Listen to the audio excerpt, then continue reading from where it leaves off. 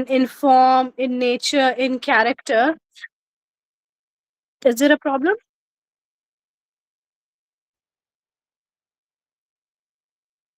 Okay. Is there a problem? I guess not. No, ma'am. Yeah, sure. Uh, so I was talking about the concept of metamorphosis. The concept of metamorphosis, it signifies fundamental change in form, in nature, or character. And this change in any dimension, it lies at the heart of human storytelling. So we talk about from ancient creation myths to contemporary science fiction. Transformation narratives, they serve as a powerful vehicles for exploring identity, for growth, for punishment, and even transcendence. So while we examine Ovid's Metamorphosis today, which is arguably the most influential collection of transformation tales in Western literature, we will trace its relevance, its influence, the everlasting influence on literary tradition. So if we talk about transformation stories, so there's a resonance, like these stories resonate because they reflect fundamental human experiences, the trauma of adolescence, the passage from innocence to experience, the relationship between physical and spiritual change, and our deepest fears about loss of identity. So everything revolves around this concept of change. And Ovid's genius, it does not lie merely in collecting these tales, but in creating a sophisticated literary framework that has influenced writers for over 2 millennia. So, ma'am, can you please change the slide?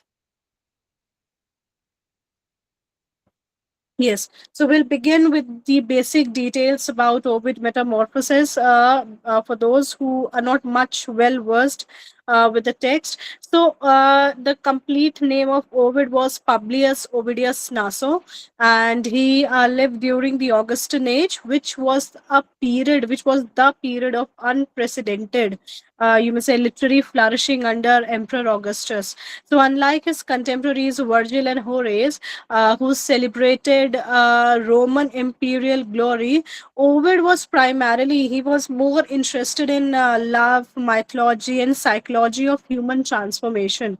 So if we look at his earlier works like Amoris and Herodias, so it established him as Rome's premier poet of erotic psychology. So this was Ovid's, you may say, differentiated approach to literature, that he dealt with more, you may say, ordinary fundamental themes and transformed it into something extraordinary in literature. So we talk about his text Metamorphosis. So this was completed around 8th century, and the Metamorphosis, it comprises 15 books, over 250 transformation stories drawn from both Greek and Roman mythology.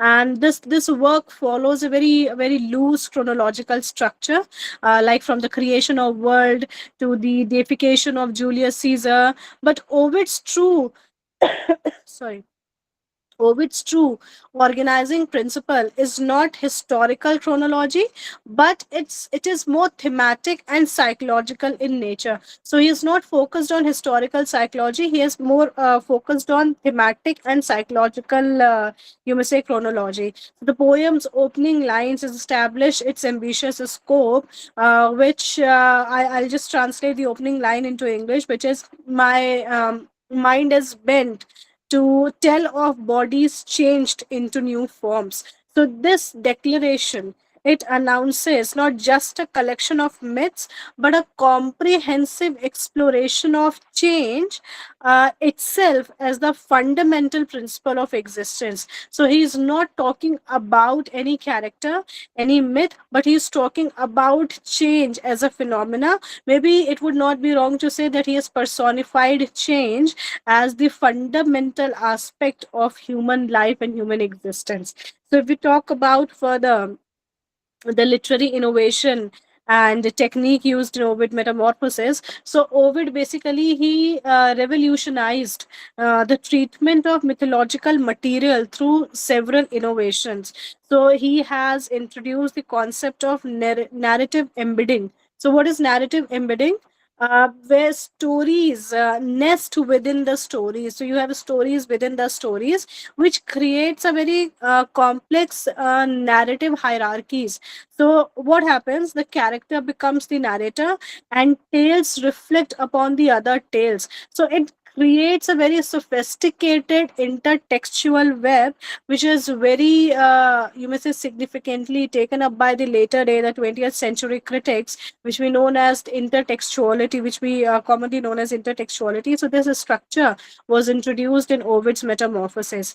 Then, sorry, he has also introduced the element of psychological realism.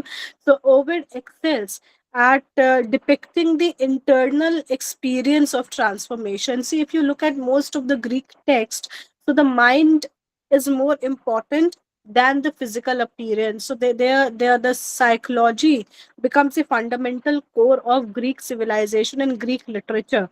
So if you talk about any Greek text, you will have this, you may say, influence and the exploration of psychology very well. So Ovid also excels at depicting the internal experience of transformation. So his characters are not merely mythological, but they are psychologically complex individuals whose transformations reflect their inner states. And then we also have this innovation of ironic distance in Ovid's Metamorphoses. So, unlike the earlier mythological text, they emphasized either on divine justice or heroic grandeur. Ovid often adopts an ironic perspective. So, what he does, he highlights the arbitrary or excessive nature of divine punishment. So, he basically questions the divine concept of change, the divine concept of punishment, the divine concept of order. So he has kind of ironically distanced human from divine, and even divine from their own conception of order, law, and justice. So this is a very unique innovation in Ovid's Metamorphoses. And then he has very, you must say, unique stylistic virtuosity, because Ovid demonstrate, you must say, remarkable verbal dexterity, and he often has made the language itself mirror the transformations being described. So his descriptions of metamorphosis are linguistically and metrically innovative. Ma'am, can you please change the slide?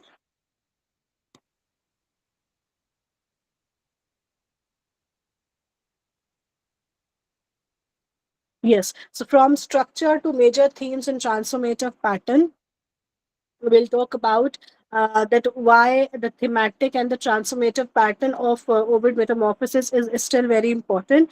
So we talk about categories of transformation, in which categories his transformation stories could be fit in. So the very first category is of divine punishment. So many transformations, it has resulted from divine anger at human presumption. So you have you have Acrone, who becomes a spider for challenging Minerva weaving skills. You have Actaeon, who becomes a stag after accidentally seeing Diana bathing. And then these story, they basically just explores the themes of hubris, the justice, and most importantly, they depicts the dangerous proximity between the mortals and the gods. So the very first category of his transformation stories could be put into the this you may say aspect of divine punishment, where whenever the proximity, the unconsensual proximity between the human and the god is established, it leads to some kind of punishment, which ultimately leads to some kind of transformation. Now, the second category of his transformation story is escape and protection. So, transformation as refuge, it appears in stories like Daphne's metamorphosis into a laurel tree to escape Apollo's pursuit, or Sphinx transformation into reeds to avoid Pan. So, these tales often involve, you may say, gender dynamics and the question of consent. So you have one category where the unwanted proximity between the man and the god leads to some kind of transformation, and then you have this another category where the human transforms into something else in order to escape and protect themselves from god.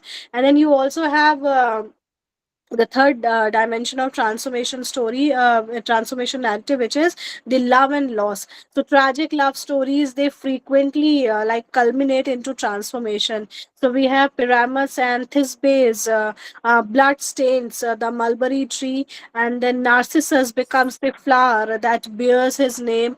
We have also Orpheus's dismembered head continues to singing. So these transformation basically they suggest that love transcends physical death. So this is the third category of his transformation stories, where the love or some kind of loss results into any kind of transformation. So and we also have apotheosis. So like apotheosis is that some transformations they represent elevation rather than degradation. So heroes, beloved, and the mortals, they become stars, they become constellations or gods, suggesting that transformation can also be redemptive. So apotheosis, this is one of the important transformation framework of Ovid's Metamorphosis, where the transformation is not merely for the sake of protection or merely as a form of punishment, but it becomes redemptive and, you may say, emancipating in nature. And then if we talk about the psychology of change, so Ovid's genius, it lies in his understanding that a physical transformation, it externalizes internal psychological states.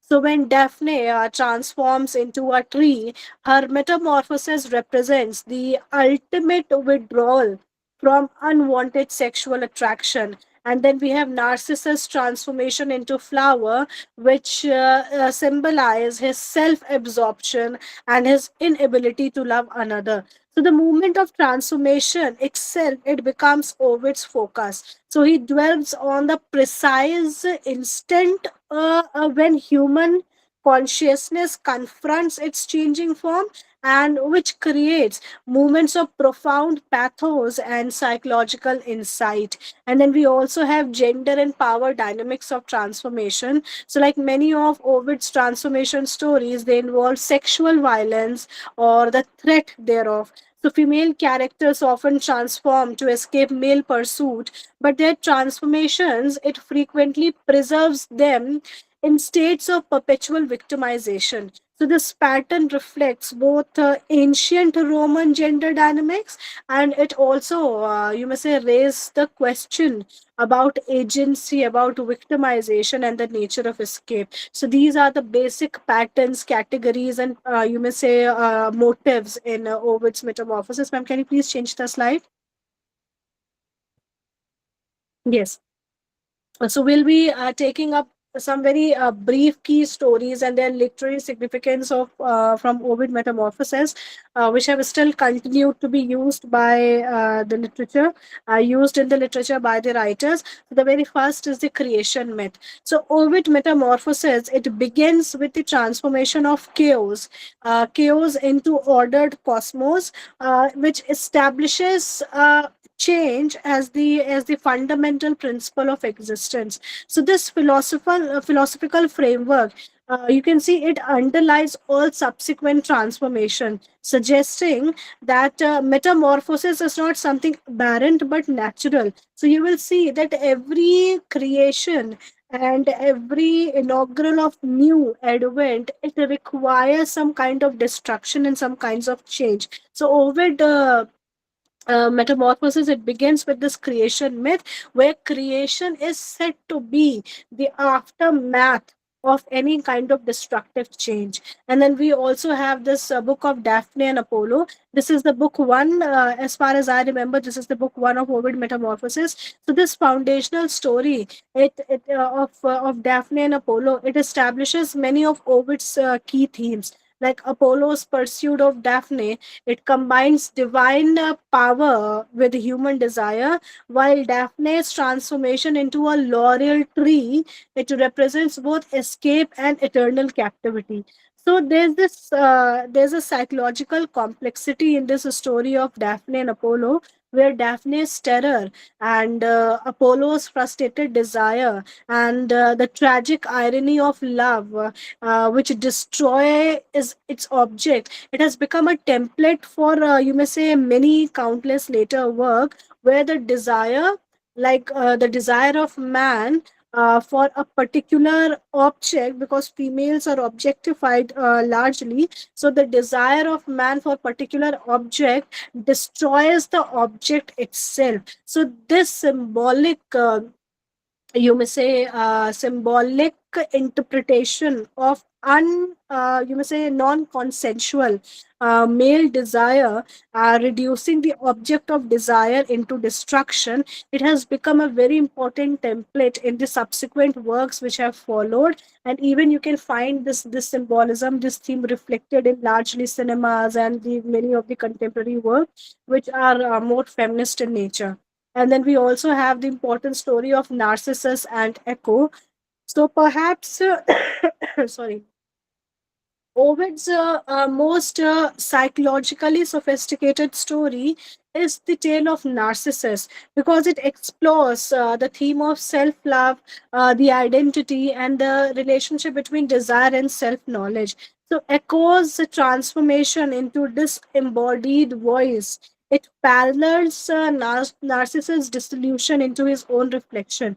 So the story has become, you may say, foundational for psychological theory and literary analysis. So Narcissus and Echo, it generates another important framework from Ovid's Metamorphosis. And then we also have the story of Orpheus and Eurydice. So, this archetypal story of art's power or creative power over death and the Orpheus tale, it explores the relationship between the artistic creation and loss. So, Orpheus' ability to move stones and trees with his music, his journey to the underworld, and his ultimate dismemberment create a complex mediation on the relationship between creativity, between art and love and mortality, that has influenced countless work later. In the yesterday's class, I've given you very good example of the power of creativity over the destructive power of civilization and society through the works of romantic writers. So if we look at Coleridge works, if we look at Shelley's work, so they have this kind of they have represented art or the power of creation, the power of imagination, as a solution to maybe destructive temperament of society and civilization. And then we have another very famous story, the transformation story from Ovid's Metamorphosis, which is Pygmalion. So, if we talk about Pygmalion, so the story of the sculptor who falls in love with his creation, it explores themes of artistic creation, it explores themes of desire and the relationship between art and life. So, Galata's transformation from statue to living women, it raises questions about the nature of love, about the objectification and the power of art to transcend reality. So there are many other important stories from Ovid's Metamorphosis, but these stories of these transformation stories have time and again resonated in the literature, and they still continues to resonate in literature. That's why I've taken up these important stories. Can you please change the slide?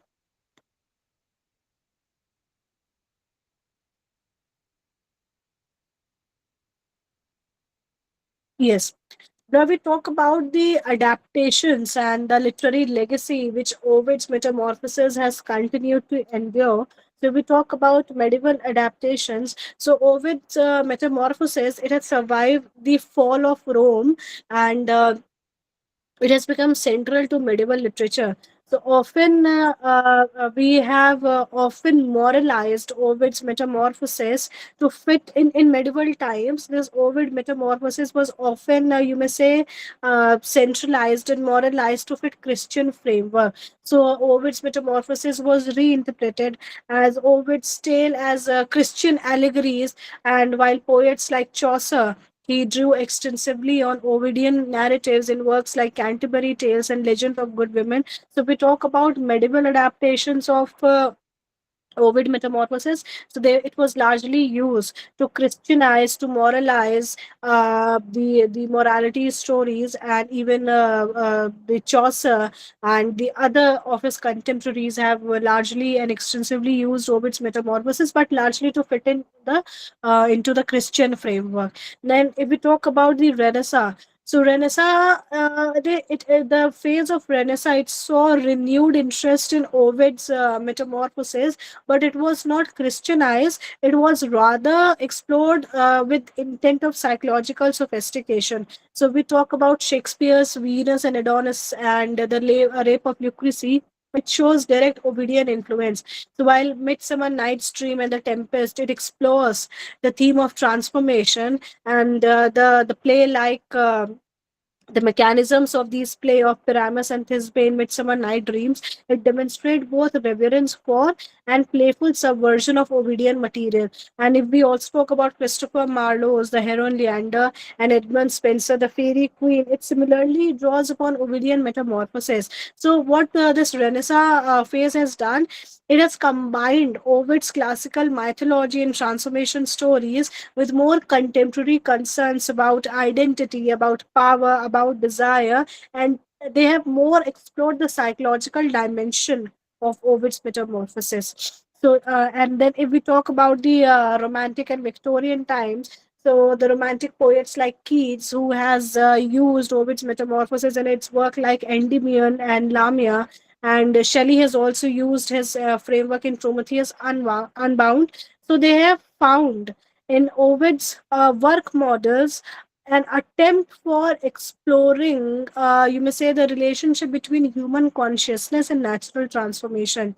So even Victorian writers like Tennyson in Tithonus and Morris in the Earthly Paradise, they have continued this tradition of understanding the change with adding psychological complexity. So you can see that in every age, Ovid's metamorphosis has become a very fundamental framework of the great writers to understand the changing reality of their civilization and society. And even if we talk about the 20th literature, 20th century literature, and even the beyond the contemporary age, so modern writers have found new relevance in Ovidian themes. So we talk about very, very important Kafka's metamorphosis. So it literalizes psychological alienation through physical transformation. And then we also have Ted Hughes' Tales from Ovid, which provides contemporary translations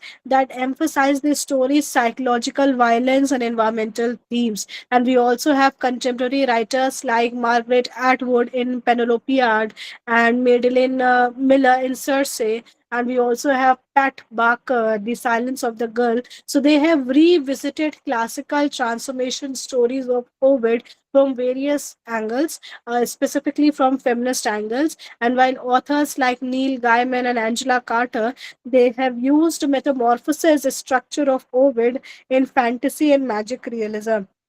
And to conclude, if we talk about the enduring relevance of Ovid's metamorphosis, so Ovid metamorphosis endures. It still continues to inspire because it addresses fundamental question about human nature, about identity and change that remains relevant across cultures and centuries. So the work's influence, it extends beyond literature into psychology, for example, the Narcissus complex, into art, or the relationship between the art and the creator, and into popular culture. For example, if we talk about Disney's transformation narratives and stories, you can see they heavily follow the Ovidian framework. So the literature's central insight that transformation reveals rather than conceals essential truth. This is the, you may say, crux of literature. The central insight has been passed down by Ovid to, you may say, the subsequent generation, and which still continues to resonate in the recent literature. So, whether we examine contemporary coming of age narratives or horror stories about identity loss or even science fiction, we have this exploration of post human identity, and where we find echoes of Ovidian metamorphosis. So, in our current phase of rapid technological and social change, the questions about like stability of identity and the relationship between physical and psychological transformation, sorry, the power of art to capture moments of transition, it feels particularly relevant to Ovid's ancient work, because Ovid's Metamorphosis has not only provided any kind of a specific answer, but it has rather provided, you may say, sophisticated and significant framework for exploring these human concerns. So Ovid's Metamorphosis ultimately suggests that change is not only inevitable, but it is also revelatory in nature, that we discover who we truly are, not in movement of stasis, but in movements of transformation. So this insight, it ensures that the work's continuing relevance for both readers seeking to understand the classical literature and subsequently the fundamental patterns of human experience. So with this, I end my lecture. If you have any question, you may please ask.